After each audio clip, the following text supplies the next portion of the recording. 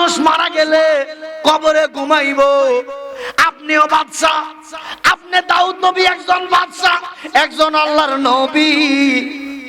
ও বাবা, আপনি মারা গেলে আপনিও যেই জায়গার মধ্যে ঘুমাইবেন, দিন মজুর ওই রিকশার ড্রাইভার মেতর মুসিও সেই জায়গাতে ঘুমাইবো।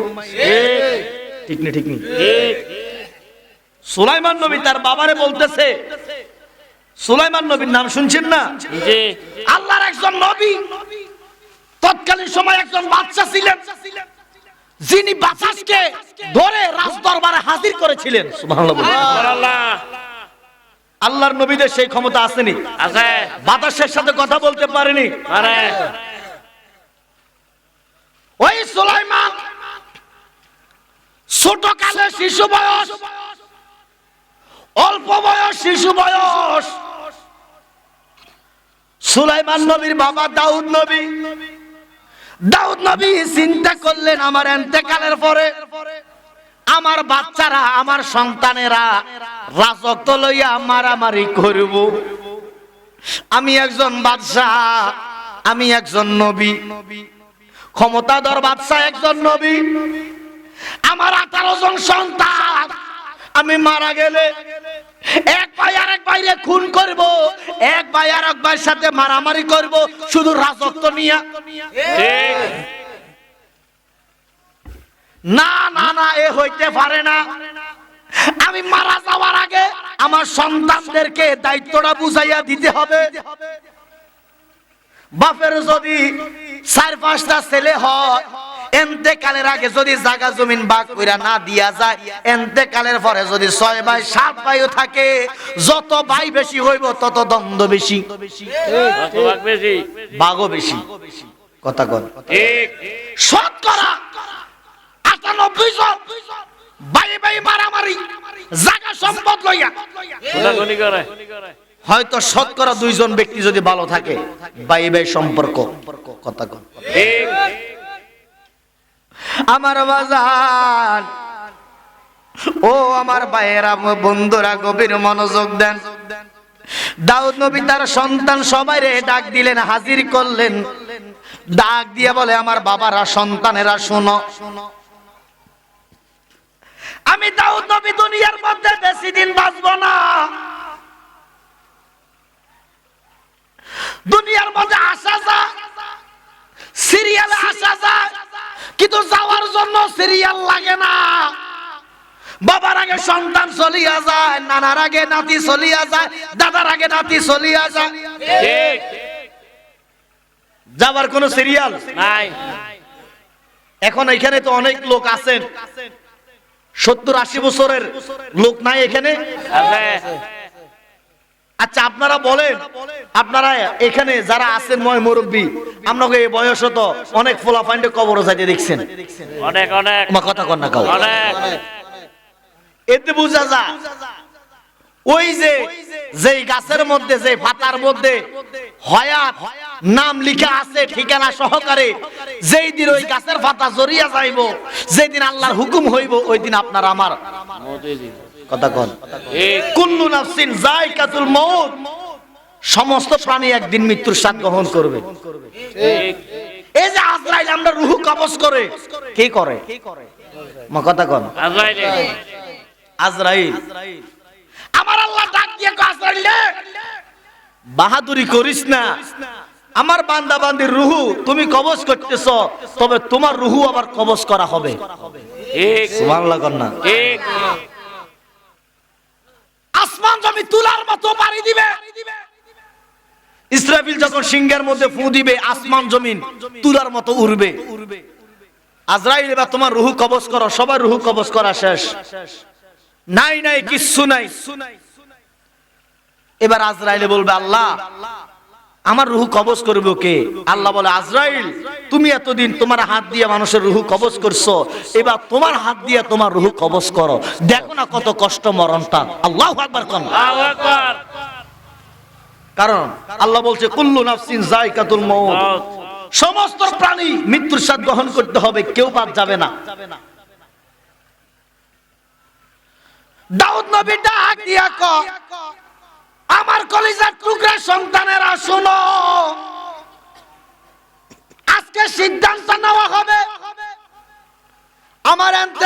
পরে কে বাদশা হবে? সুবহানাল্লাহ। আজকে সিদ্ধান্ত দেওয়া হবে কে বাদশা হবে। সকল সন্তানেরা খুশি, এ বলে আমি হব, হে বলে আমি হব, কারণ সবাই যোগ্য সন্তান। বাদশা হবে, নবী হবে, ফয়সালা কই থেকে আসবে? আল্লাহ থেকে। মা কথা কন না কা? আল্লাহ থেকে। আমি তোমাদেরকে মাত্র দুইটা প্রশ্ন করব। কয়টা? দুইটা। আমার এই দুইটা প্রশ্নের জবাব যে দিতে পারবে আজকে ঘোষণা হয়ে যাবে সে নবী হবে, বাদশা হবে। সুবহানাল্লাহ। সন্তান কতজন? কতজন? 18,000। সবাই হাজির? বাবা আমার প্রশ্নের জবাব দেওয়ার জন্য প্রস্তুত আছি। সুলাইমান নবী সবচেয়ে ছোট, ভাইদের মধ্যে সবচেয়ে ছোট সুলাইমান নবী, সবার ছোট সন্তান। দাউদ নবী একটা ডাক দিয়া কয়, আমার কলিজার টুকরা সন্তানেরা শোনো, আমার প্রথম নম্বর প্রশ্ন, এই পৃথিবীর মধ্যে এমন একটা দেশ আছে, কি আছে? দেশ আছে। এমন একটা দেশ আছে ওই দেশে যাওয়া যায়, আসা যায় না, খোঁজ খবরে যায় না, আসেও না। বলো তো ওই দেশের নাম কি? এখন এক এক ভাই এক একটা দেশের নাম বলছে। কেউ বলছে আমেরিকা, কেউ বলছে আপনার বাংলাদেশ, কেউ বলছে ভারত, কেউ বলছে পাকিস্তান, কেউ বলছে কাতার। যার মাথার মধ্যে যেটা ঢুকছে তৎকালীন সময় সে ওই দেশের নামে কইছে। স্বাভাবিক আমরা যদি প্রশ্ন করা হয়, ভাইও বলেন তো পৃথিবীর মধ্যে কোন দেশটা বেশি দূরে, তো আমাকে মাথার মধ্যে যেটাই আমরা তো এটাই কই। আমার কথা কন না? সবার বলা শেষ, সবচেয়ে ছোট সন্তানের নাম কি? সুলাইমান আলাইহিস সালাম। তিনি একটু দূরে দাঁড়াইয়া রইলেন। দাউদ নবী ডাক দিয়ে বলে, বাবা সুলাইমান। জি বাবা বলেন। তোমার বাইরে তো প্রশ্নের জবাব দিল, এক একজনে এক একটা বললো, তুমি বাবা বলো না কেন? তুমি কার জন্য অপেক্ষা করতেছো? তোমার কি প্রশ্ন জানা নাই? তোমার কি কিছু বলার আছে? বাবা আমার অবশ্যই বলার আছে। আমার বাইরা যেহেতু একটা বলছে, আমাকেও তো একটা বলতে হবে। সুবহানাল্লাহ। আজকের পরীক্ষার মধ্যে আমিও তো অংশগ্রহণকারী। আমার ভাইরা যেই রকম পরীক্ষায় অংশগ্রহণ করেছে, দুইটা প্রশ্নের জবাব দিবে, আমিও আমার ভাইদের সাথে পরীক্ষার মধ্যে অংশগ্রহণ করেছি। সুবহানাল্লাহ। সুলাইমান নবী ডাক দিয়া কয়, বাবা গো, ও বাবা, আমার মনে হইতেছে আমার ভাইয়েরা প্রশ্নের জবাবগুলা যেইগুলা দিছে, আমি সুলাইমানের মনে হইতেছে আমার ভাইদের একটা জবাব সঠিক হইছে না, একটা উত্তর সঠিক হইছে না। আমার মনে হইতেছে আল্লাহ আমি সুলাইমান রে যেই জ্ঞান দিছে, আমার জ্ঞানে বলতেছে আমার আল্লাহ এমন একটা দেশ রাখছে, ওই দেশটা হলো কবর। আমি সুলাইমানের জ্ঞানে আল্লাহ আমারে যেই জ্ঞান দিছে, আমার জ্ঞানে বলতেছে কবরের চাইতে এই পৃথিবীর মধ্যে দূরের দেশ আর কোথাও হইতে পারে না। সুবহানাল্লাহ। আল্লাহু আকবার। ইয়া রাসূলুল্লাহ। আপনি আমেরিকা যান, 10 বছর পরে হোক, 10 বছর পরে হোক, 112 বছর পরে হোক, একদিন হইল খবর পাইবেন। ঠিক কথা বলেন। আপনি মিশর যান, 10 বছর পরে হইল খবর আসবে। আপনি পাকিস্তান যান, ভারত যান, 50 বছর পরে হইল খবর পাইবে। বাজান রে, বাড়ির পাশে কবরস্থান 10 কিলোমিটার দূরে না, 1 কিলোমিটার দূরেও না। মসজিদের পাশে গোরস্থান, বাঁশমুড়ার পাশে গোরস্থান, রাস্তার পাশে কবরস্থান। মাত্র 27 হাত, মাত্র 2.5 হাত কিংবা 3.5 হাত অন্ধকার কবরে মাটির নিচে 3.5 হাত মাটির নিচে যে শোভাইয়া দিয়ে আইছেন, বাবারে শোভাইয়া দিয়ে আইছেন, মারে শোভাইয়া দিয়ে আইছেন, আপনার দাদারে শোভাই দিয়ে আইছেন, দাদিরে শোভাইয়া দিয়ে আইছেন। আজকে 10 বছর, 20 বছর, 50 বছর অতিক্রম হইয়া গেছে, একটা সেকেন্ডের জন্য খবর আইছেনি না। কিয়ামত হইয়া যাইব, একটা সেকেন্ডের জন্য খবর পাইতেন না। ভাইবেন এতে বোঝা যায় কবর দেশের মতো এত দূরের দেশ এই পৃথিবীর মধ্যে আল্লাহর আসমানের নিচে জমিনের উপরে নাই। দাউদ নবী একটা ডাক দিয়া কয়, সুলাইমান রে, ও সুলাইমান, আল্লাহ নি তোমারে এত জ্ঞান দিছে রে বাবা, তুমি সবার ছোট সন্তান হইয়া সবার ছোট হইয়া এত সুন্দর উত্তর দিছো, সাদ্দাক না সত্য বলছো, তোমার প্রশ্নে আমার প্রশ্নের জবাবটা সঠিক হইছে। সুবহানাল্লাহ। আর একটা প্রশ্ন আমার, দ্বিতীয় নাম্বার প্রশ্ন। কত নাম্বার?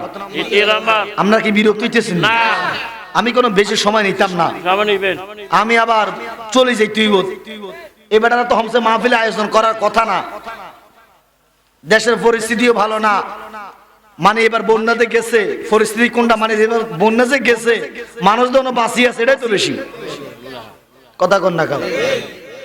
আমরা বাড়ির মধ্যে 2 মাস পর্যন্ত কাল গড় তুলে বাড়ান যায় না, আপনাকে দিকে কি এরকম ফানি হইছে আমি কইতে পারতাম না।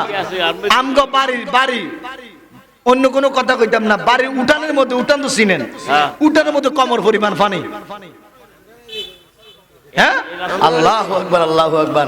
মেন রাস্তার মধ্যে সিএনজি চলাচল বন্ধ 2 মাসের লাগে, শুধু ট্রাকে মানুষ পার করছে। এত ভয়াবহ অবস্থা এই বছরে, আমার এই বয়সে 27 বছর বয়সে আমার জীবনে এত পানি দেখি নাই, এত পানি। আল্লাহ যে আমরা বাঁচায় রাখছে, একবার আলহামদুলিল্লাহ কইতেন না? আলহামদুলিল্লাহ। এই বন্যাতে অনেক মানুষের ক্ষতি, প্রচুর ক্ষতি, ফসল নষ্ট হয়েছে, তরু তরকারি নষ্ট হয়েছে, বাড়িঘর নষ্ট হয়েছে, অনেকের গরু ছাগলও মরছে, অনেক কিছু চলে গেছে কি পানির স্রোতে। আল্লাহ যে আমরা বাঁচায় রেখেছে, ওই মালিকের শুকরিয়া তান আদায় করি, বলি আলহামদুলিল্লাহ। আলহামদুলিল্লাহ। ইয়া রাসূলুল্লাহ, ইয়া হাবিবাল্লাহ, ইয়া রাসূলুল্লাহ, বলেন ইয়া রাসূলুল্লাহ, তুমি জীবন তুমি মরণ, আদার ঘরে তুমি আপন, তুমি জীবন তুমি মরণ, আদার ঘরে তুমি আপন, তুমি মোদের পরের তরি, তুমি মোদের পরের তরি, তুমি মোদের তরানেওয়ালা, ইয়া রাসূলুল্লাহ, ইয়া হাবিবাল্লাহ, ইয়া রাসূলুল্লাহ, ইয়া রাসূলুল্লাহ, ইয়া হাবিবাল্লাহ, ইয়া রাসূলুল্লাহ। মারহাবা কোন বাবা। দাউদ নবী ডাক দিয়া বলে, আমার দ্বিতীয় নাম্বার প্রশ্ন, পৃথিবীতে এমন একটা জিনিস আছে, পৃথিবীতে এমন একটা জিনিস আছে, এই জিনিসটারে মাগনা দিলে নিতে চায় না, কিনিয়ে ক্রয় করে নেওয়া তো দূরের কথা, মাগনা দিলে নিতে চায় না, টাকা দিলে রাখতে চায় না। এত সস্তা একটা জিনিস, বলো তো কি? পারবেননি বলতেন? না না, কিছু না, কেউ পাইতেছেন না। দাউদ নবী ডাক দিয়ে বলে, আমার সন্তানেরা, কলিজার টুকরা সন্তান, পৃথিবীতে এমন একটা জিনিস আছে, মাগনা দিলে নিতে চায় না, টাকা দিলে রাখতে চায় না। যদি বলে বাবা 1 কোটি টাকা দিব, রাখো, না না, রাখতে চাইব না। এত একটা সস্তা জিনিস, বলো তো নামটা কি? এক ভাই বলে কুমড়া, আরেক ভাই বলে লাউ, এক একজনে এক একটা তরকারির নাম কইতেছে। কেন বলতেছে জানেন? বর্তমান সময় এখন তরকারি সিজন, একটু কথা কর না। এক সময় মূলা মানুষ কেজি হিসাবে কিনে নিত 40-50 টাকা দিয়ে, এ ধরুন গত 2 মাস আগে 3 মাস আগের কথা। আর এখন আমি বাজারে গেলে দোকানদাররা দেখে যে মূল আর বেচতে পারে না, আর দেখলো হুজুর অন্তত 20 আলি আছে, আমরা লই যান, টিয়া লাগতো এমনি লই যান। আমি বললাম ভাই গরতুন একবারে নিষেধ, সাপ নিষেধ, মূলা যেন না আনি, আর যাই আনি মূলা যেন না আনি। কারণ ভাই একটা মানুষ কয় বেলা মূলা খাইতে পারে, একটা রুচির ব্যাপার স্যাপার আছে না। এরপর এখন লাউ সিজন, কথা কোন এখন লাউ ফিজ হিসাবে বিক্রি হয় আপনার 10 টাকা, 20 টাকা, 15 টাকা, কথা কোন। কদিন পরে মাগনা দিব, এরপর পাবলিক নিতে চাইবে না। মনে রাখবেন গরুর গোশত মানুষ প্রতিদিন খাইতে পারে না, এটার প্রতি একটা আকর্ষণ থাকে মানুষের, কথা কোন। এটা মানুষ বছরে একবার বা 6 মাসে একবার বা 3 মাসে একবার বা মাসে একবার খাইতে কষ্ট হয়। এই কারণে গরুর গোশতের দামটাও বেশি, এটার প্রতি আকর্ষণও বেশি। ব্রয়লার মুরগা মোটামুটি মানুষ আয়ত্তের ভিতরে আছে।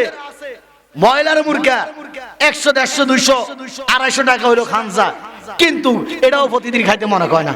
কারণ রেগুলার যে জিনিসটা খাইবেন বা সপ্তাহে প্রতিদিন যে জিনিসটা খাইবেন এটার প্রতি আর আকর্ষণ থাকে না, ঠিক নিও। এখন টমেটো সিজন, এতদিন মানুষ টমেটো কেজি গেছে আপনার 250 টাকা, কথা কোন। ও মা সারিয়া দিলে আধা কেজি হয়েছে কি, সারিয়া টমেটো যদি পাতলা তুড়া আধা কেজি হয়েছে কি, আপনার 8-10 গা দিলে 1 কেজি হয়েছে কি, 250 টাকা দিয়ে কিনে নিতে কাজ বাঁচে। আর অন দেখলাম আজকে খবরের মধ্যে টমেটো রাস্তার মধ্যে ফালাই বেড়া দুঃখ প্রকাশ করে আর কাঁদে। আপনার 1 ক্রেট টমেটোর মানে মনে হয় 20-25 কেজি ক্রেটের মধ্যে আপনার 20 টাকা করে এরপর নিত চানা পাবলিকে। মানে যেখানে এটা সিজন আপনার ওই হয়তো উত্তরবঙ্গের দিকে, আমরা এইদিকে এখন টমেটোর কেজি হয়তো 10 টাকা 15 টাকার মধ্যে আইছে এরকম। এখন দাউদ আলাইহিস সালামের সন্তানেরা এক একজনে এক একটা নাম কইছে সস্তা হিসাবে। সুলাইমান আলাইহিস সালাম সবার ছোট, দাউদ নবী ডাক দিয়ে বলে সুলাইমান তোমার কি কিছু বলার নাইনি বলো। বাবা আমিও তো পরীক্ষার মধ্যে অংশগ্রহণ করছি, আমি কেন আগে বলি না? আমি কইলাম সবার ছোট, আমি যদি আগে বলি বিয়াদবি হইব, আগে আমার বড় ভাইয়ারা বলুক তারপর আমি বলবো। ও তোমার ভাইদের বলা শেষ, এবার তুমি বলো। সুলাইমান নবী একটা ডাক দিয়া কয় বাবা গো, ও আমার বাবা, আমি সুলাইমান রে আল্লাহ যে জ্ঞান দিছে, জ্ঞান দিছে কে? আল্লাহ। জ্ঞানের মালিক কে? আল্লাহ।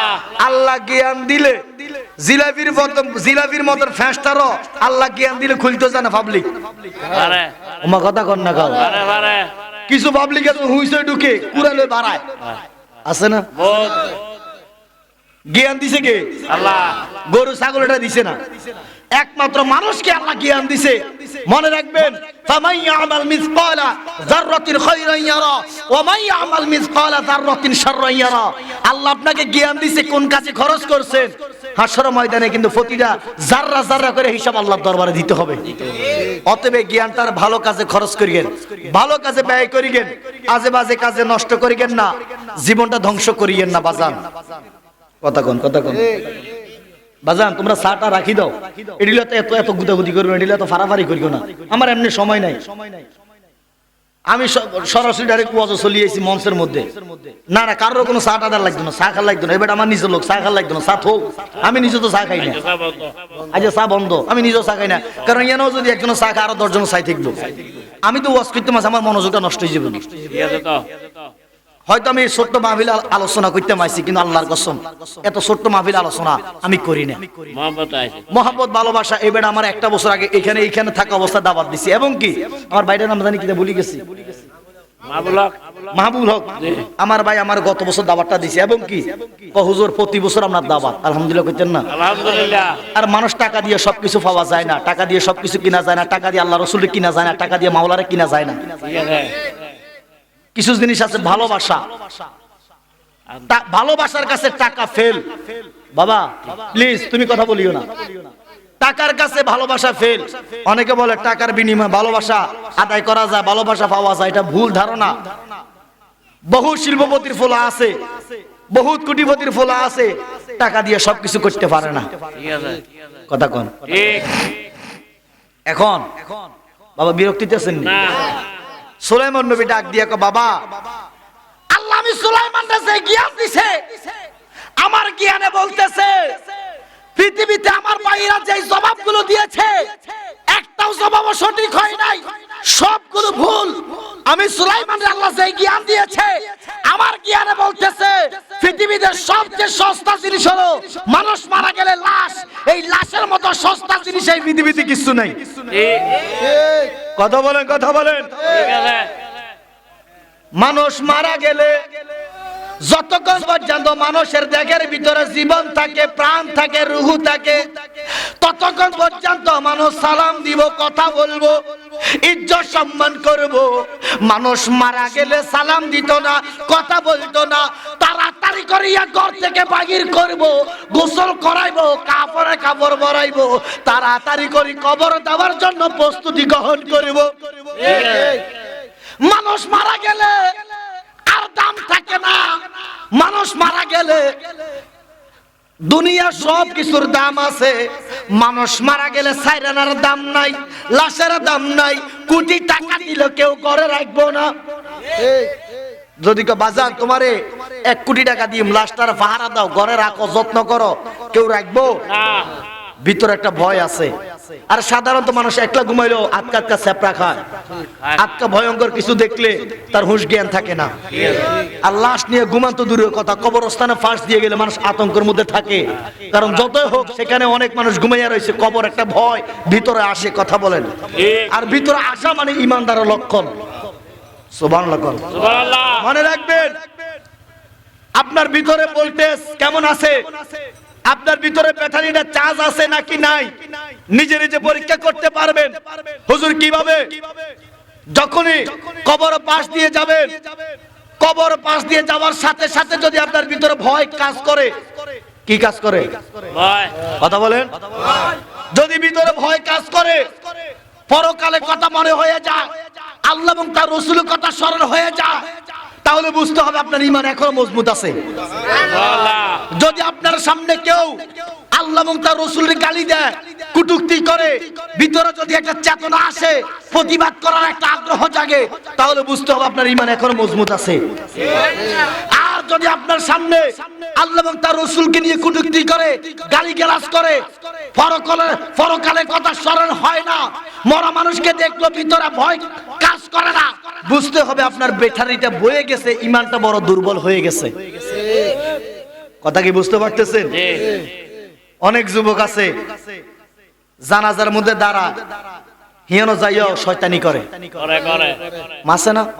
অনেক যুবক আছে কবরের পাশে যাইয়া, কবর যে ব্যক্তি মারা গেছে ওকে মাটি দিচ্ছে, আর সে পাশে দাঁড়াইয়া দাঁড়াইয়া মোবাইলে ফেসবুক টিপে।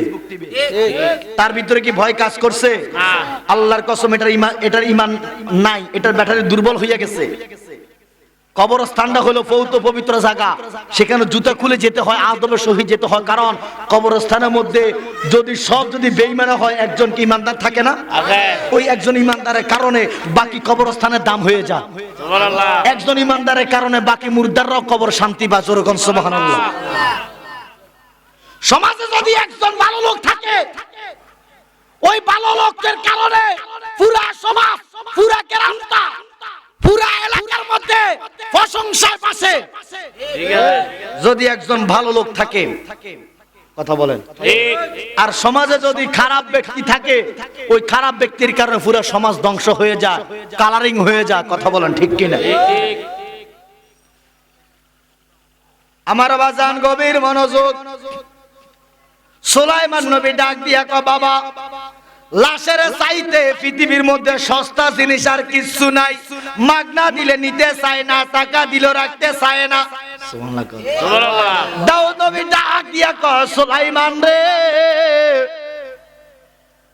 এরে সুলাইমান, আল্লাহ আমারে স্বপ্নে দেখাইছে, আমার পরে নবী তুমি হইবা, বাদশাও তুমি হইবা। সুবহানাল্লাহ।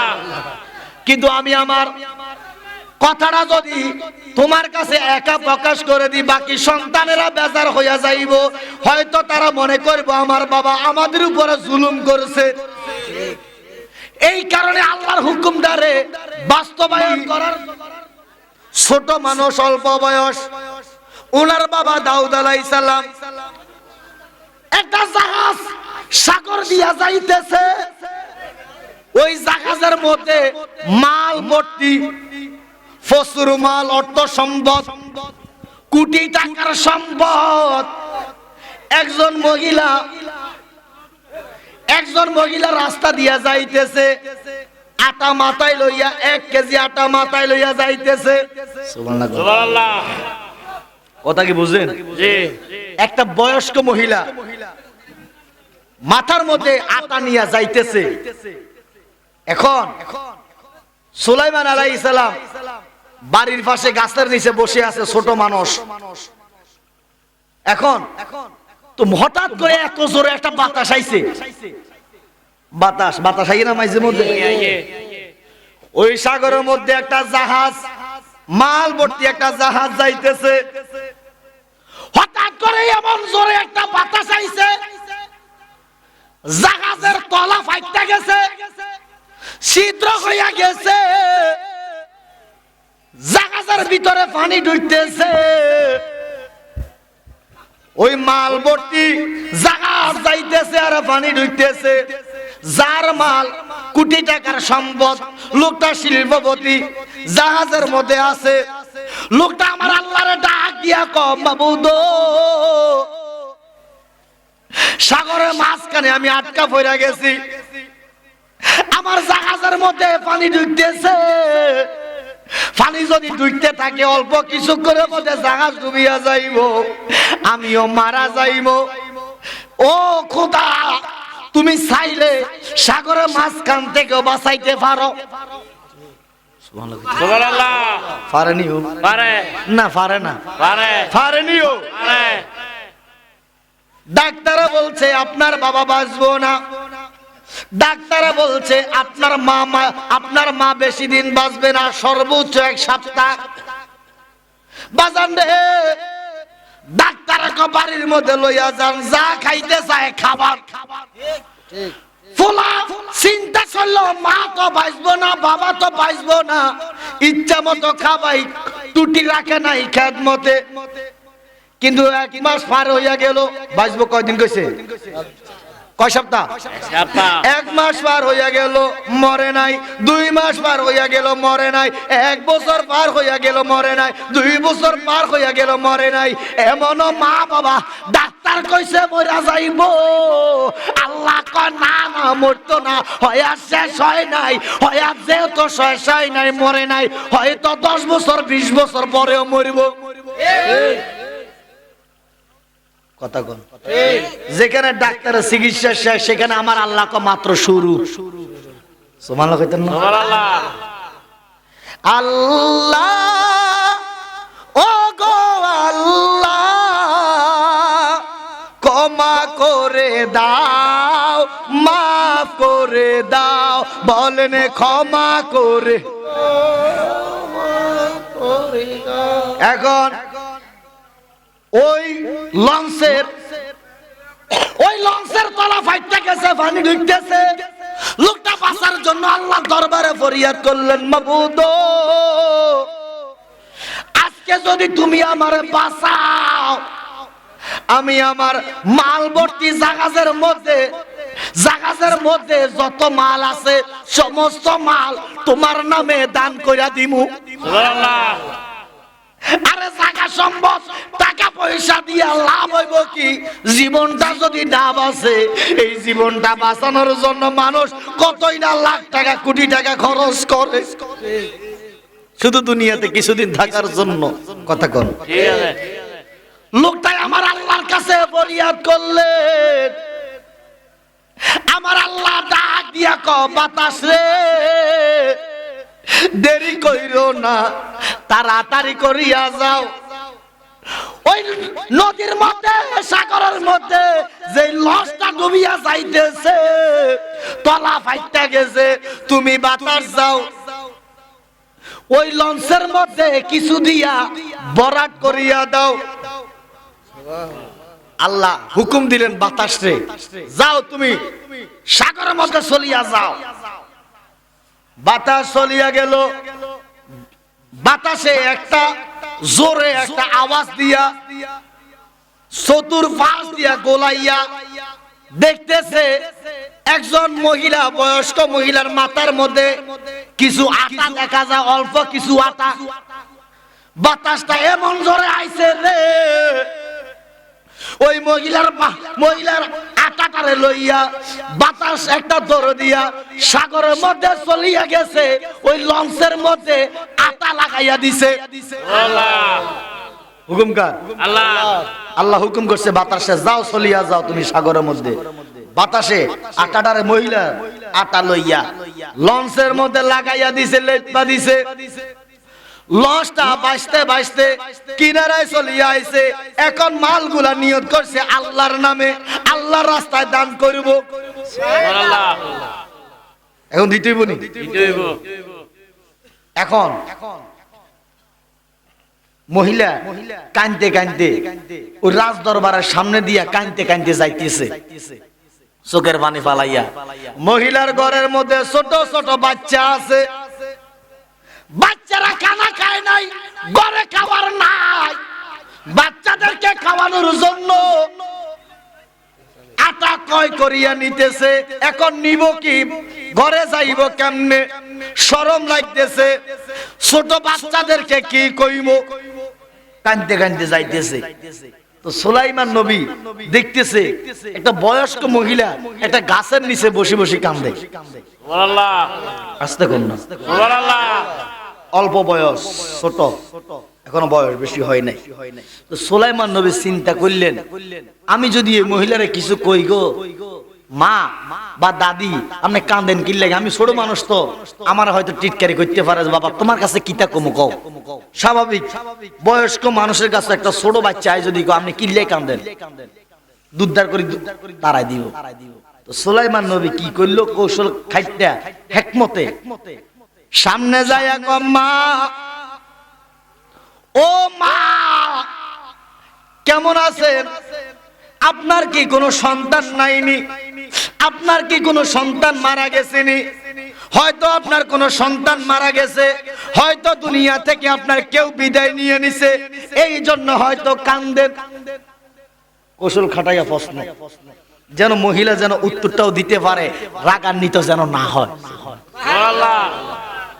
ইয়ে বাজান আপনি কান্দেন কি লাগে, হয়তো আপনার ভূত মারা গেছে। কে দূর না বাবা, আমার ভূত মারা যাবে বলে আমার পুত্র আছে, তো কিল্লাই কাঁদেন, এই না কথা বাড়া। কথা বাড়ানোর একটা লাইন তো করতে হবে। কিছু মানুষের ফেরের ভিতরে কথা আছে, বাড়ায় না, বোম মারলে বাড়ায় না। তো অন্য লোকে কি করে হেকমত খাটাইয়া এমন ভাবে কথা উড়ে, এর পরে কি করে ফেরে যা আছে কথা ব্যাক কই দেয়, কথা কন না গা। কেল একটু যদি মহিলা করে ফার্ম দিতে জানেন, কোন বেডি করে যদি একটু ফার্ম দিতে জানেন, এই বেডিকে মন একদম নরম। কেল যদি ফার্ম দিতে জানেন, গোপন কথা কিতে আছে সব কইয়া লাগবে। এই কারণে মহিলাদের কাছে কখনো গোপন কথা কইবেন না, এটা আপনাদের জন্য ওয়াজ। পুরুষের এমন কিছু কথা আছে, এই কথাগুলো নারীদের কাছে বলবেন না, কারণ আজকে আপনার সাথে ভালো, আগামীকাল যদি ঝগড়া হয় সব বাষ্ট করে দিব, ফেডে আর কিছু রাখতো না। এরা ভবিষ্যতে কি হবে এরা এগুলো ভাবে না। পুরুষ মানুষ ফেডে কথা হজম করতে জানে, কারণ হজম যদি না করতে পারে একটা পুরুষ কখনো দুনিয়ার মধ্যে সোজা হয়ে দাঁড়ায় থাকতে পারবে না। পুরুষ হওয়া এত সহজ না।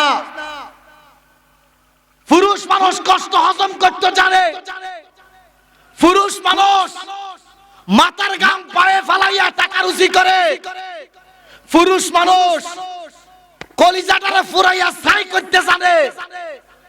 পুরুষ মানুষকে যদি কেউ কষ্ট দেয়, কোন নারী যদি কোন পুরুষকে কষ্ট দেয়, কোন নারী যদি তার স্বামীকে কষ্ট দেয়, আল্লাহর কসম খাইয়া বলতেছি, আর ওই পুরুষ যদি ওই স্বামী যদি কোন স্ত্রীর প্রতি বদদুয়া দেয়, আল্লাহর কসম, আমার নবী বলে কোন স্বামী যদি তার স্ত্রীকে বদদুয়া দেয়, তার জীবন, তার দুনিয়া ধ্বংস, পরকাল ধ্বংস।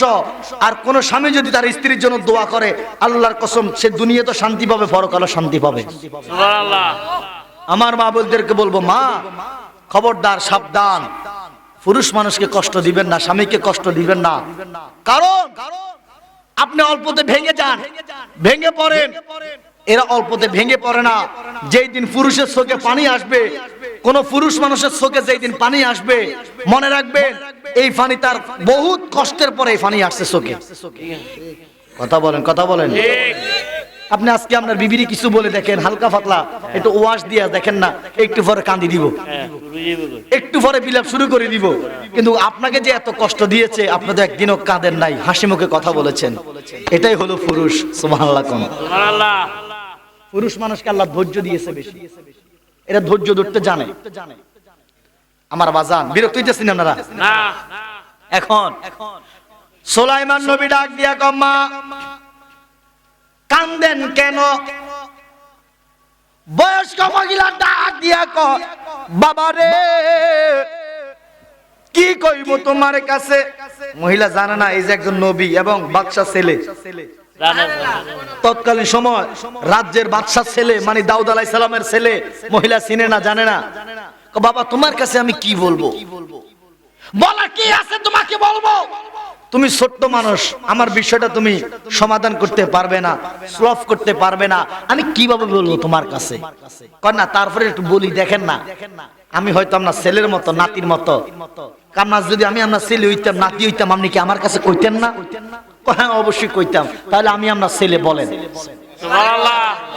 কথা কেমনে ল, কথা কেমনে বার করে ফেডাতুন দেখেন না। মহিলাটা ডাক দিয়ে বলে বাবা শুনো, আমার ঘরের মধ্যে ছোট ছোট বাচ্চা আছে উপবাস। আমি আমার বাচ্চাদের জন্য বাজার থেকে আটা ক্রয় করিয়া কিন্না বাড়ির মধ্যে রওনা হলাম। কিছু দূর আসার পরে এমন জোরে একটা বাতাস আসছে, বাতাসটা আমার আটা গুলার উড়াইয়া লই গেছে। এখন আমি বাড়ি যাইতাম কেমনে?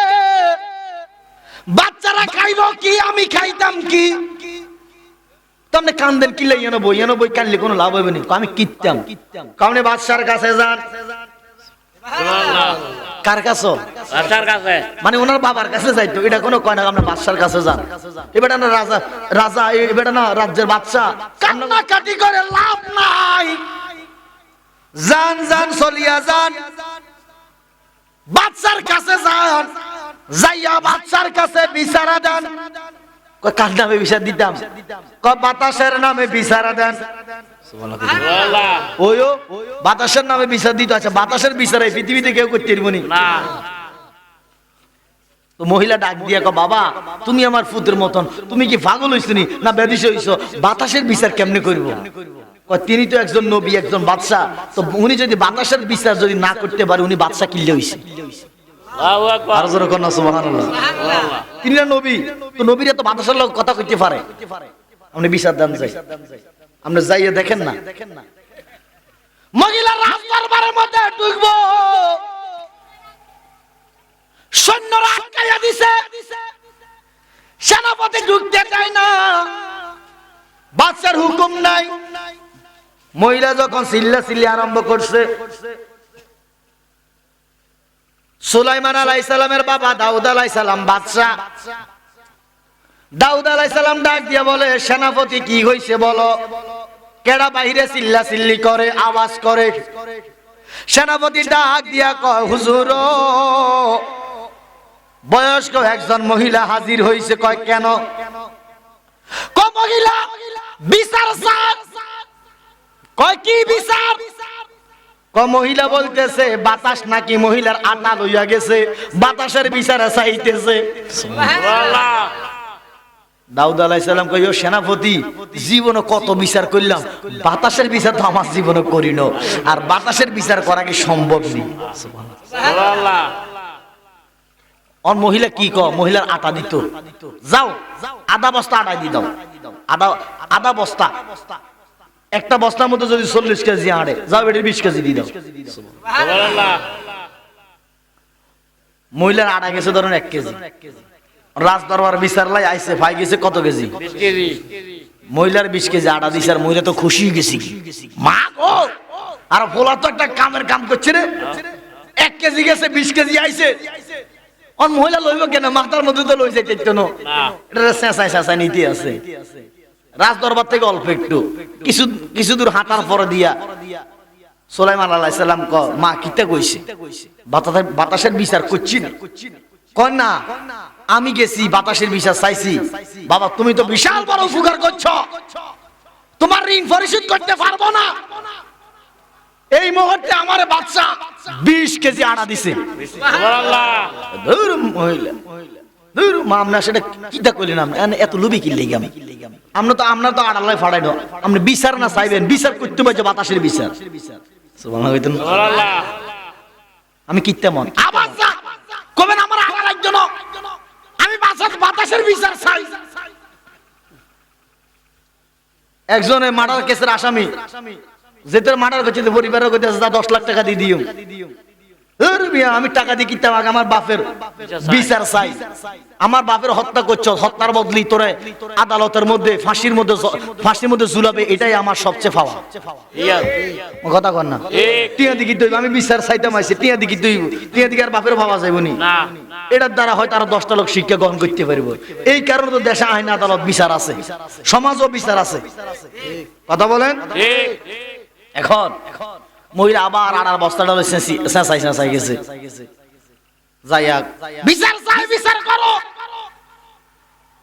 মহিলা হাজির একটা চিল্লানি আরম্ভ করছে দাউদ আলাইহিস সালাম বলো কি তো হইছে দাউদ আলাইহিস সালাম মহিলার কাছে যায় নাই সেনাপতি কি হইছে ও মহিলা তো আড়ার বস্তা লয়ে আবার আইছে ক কিল্লে ক মহিলা বলতেছে ওনার আড়া লাগতো না ক কিটা চাই উনি বাতাসের বিচার চায় সুবহানাল্লাহ দাউদ আলাইহিস সালাম ডাক দিয়ে বলে সেনাপতি এই কেমন আশ্চর্য কথা বাতাসের বিচার করা তো সম্ভব না বাতাস মানুষ দেখে না ধরা যায় না ছোঁয়া যায় না কথা কোন এটা কেমন দেখছেন নি কোন এটাকে লরে গাছের পাতাকে লরে কথা কোন এটাই তো আমরা দেই কিন্তু হাওয়া বাতাস এটা কেমন এটা আমরা দেখিও না শুধু গাত লাগে শরীরে লাগে চামড়ায় লাগলে বুঝতাম পারি যে বাতাস আইছে ঠিক নিয়ে বাজান এখন যা মহিলারে 1 মন দিদি 1 মন কদ্দুর 1 বস্তা দিতে যা 1 মন দিতে থাক 1 মন দিদিছে কারণ পাবলিক খাবাইলে রাজা কোনো এই সময় রাজ্যে থাকতে পারে না পাবলিক যদি একবার খেবি যায় স্বাভাবিক এটা এখন বস্তাটা লইয়া 1 বস্তা ভাইছে এবার তো মহিলা আটতে হারে না দাও কিন্তু চেঁচাই যাইতে আছে সুলাইমান নবী বলে মা কিতা গো কি হইছে মহিলা ডাক দিয়া বলে বাবা তোমার অনেক ধন্যবাদ তুমি বিশাল বড় উপকার করছো তোমার ঋণ পরিশোধ করতে পারতাম না ক কিতে হইছে রাগ হিডা কোন আমনে বাতাসের বিচার হইছে নি ও বাতাসের বিচার আর লাগছে না ক কিতে হইছে ক আমার 1 বস্তা দিছে আহারে মা আমরা আসলে বড় লোভী আবার যা আড়ার গোষ্ঠী কি লাই আপনি কবেন আমার আড়া লাগতো না 1 বস্তা না 10 বস্তা দিলেও লাগতো না আমি বাতাসের বিচার চাই সুবহানাল্লাহ এখন মহিলা আবার গেছে কামনে একবার গেছেন 20 কেজি দিছে পরেরবারে গেছেন 1 বস্তা দিছে আমরা আবার যান এবার আর আনবেন এবার দিলও লইবেন না এবার 100 বস্তা দিলও লইবেন না আচ্ছা ঠিক আছে বাবা তোমার কথা মানলাম যাও মহিলা গেছে যাইয়া সিলে আরম্ভ করছে আর সুলাইমান দাউদ আলাইহিস সালাম ডাক দিয়ে বলে সেনাপতি কি হইছে ক মহিলা তো আবার আইছে ক কেন মহিলা আনা লাগতো না বাতাসের বিচার চায় এই সেনাপতি মহিলার নিয়ে আসো মহিলা কি পাগল হইছে সামনে আইছে কিতা গো কি হইছে আপনারা 20 কেজি দিছি প্রথমে আপনি আড়া নিতে না আবার আইছেন আপনারা 1 বস্তা দিছি আপনার 1 বস্তা হইতো না আপনার কত বস্তা লাগবে কোন আমার আড়া লাগতো না আটা চাই না টাকা পয়সা চাই না কি চান আপনি হলেন একজন বাদশা আপনি হলেন আল্লাহর একজন নবী বিচার যদি না করতে পারে বাদশা হলেন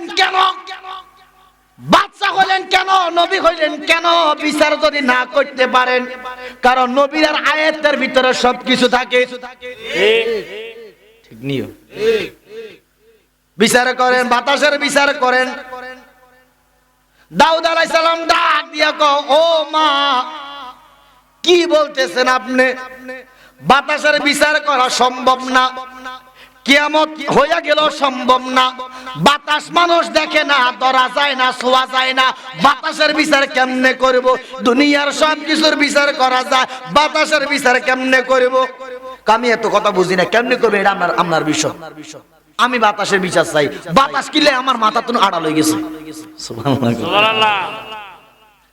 দাউদ আলাইহিস সালাম ডাক দিয়ে সেনাপতি, মহিলা তো নিজের বুদ্ধিতে আইয়া না, নিশ্চিত এই মহিলারে কেউ না কেউ বুদ্ধি পরামর্শ দেয়।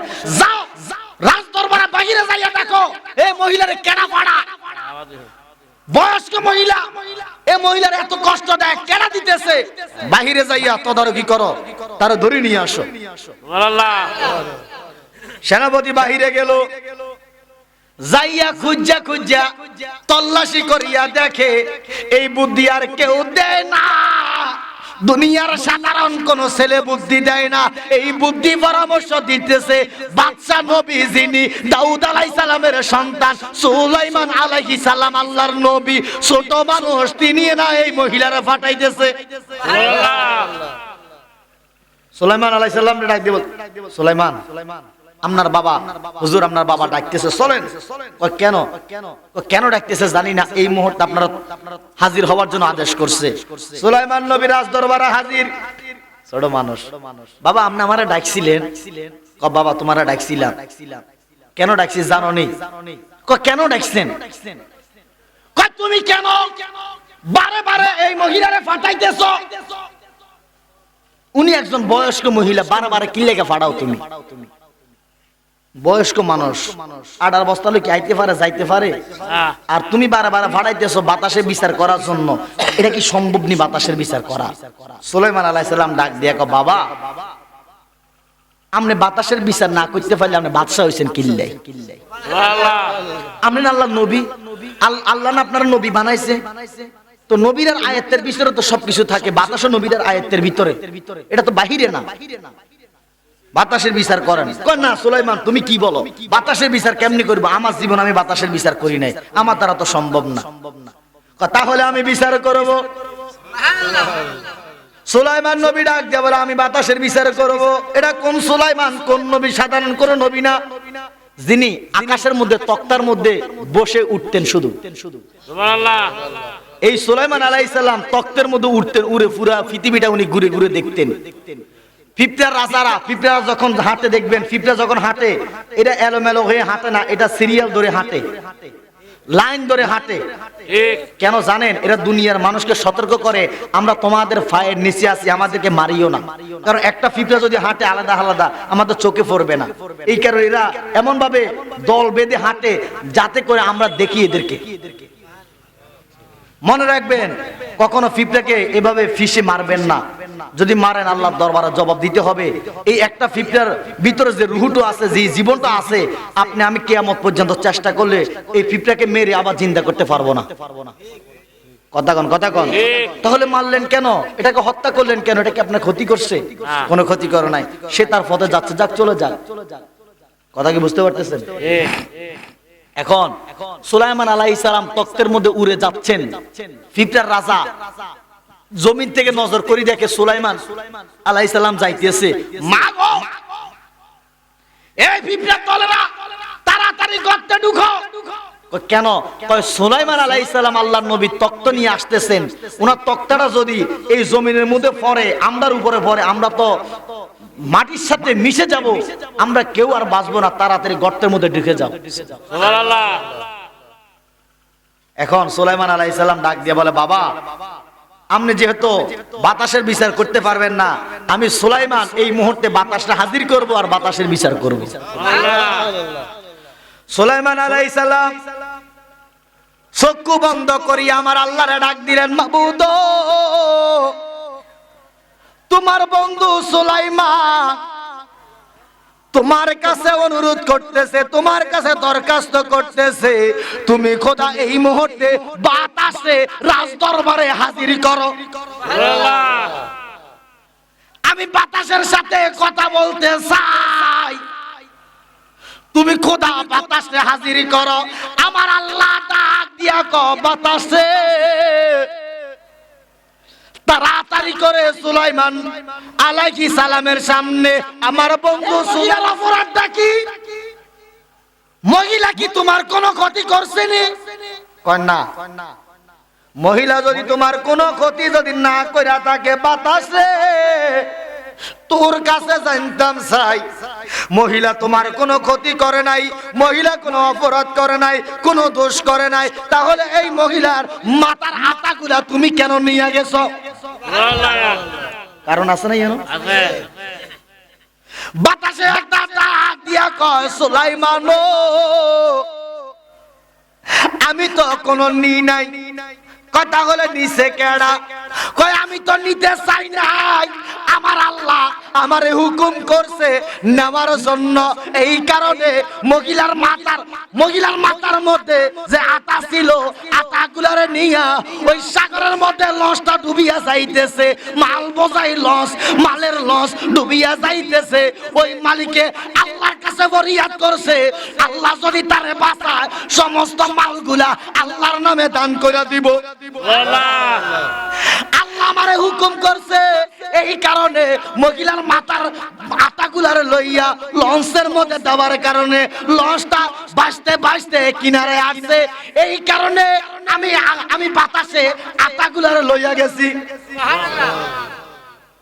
বাতাসে ডাক দিয়া কয়, সুলাইমান এই মালের এই লঞ্চ দে কিনারে আসছে মহিলার আটার কারণে। কার আটার কারণে? মহিলার আটার কারণে এই লঞ্চের মাল, এই লঞ্চের যত মাল আছে সমস্ত মালের মালিক হলো এই মহিলা। এই লঞ্চের কোটি টাকা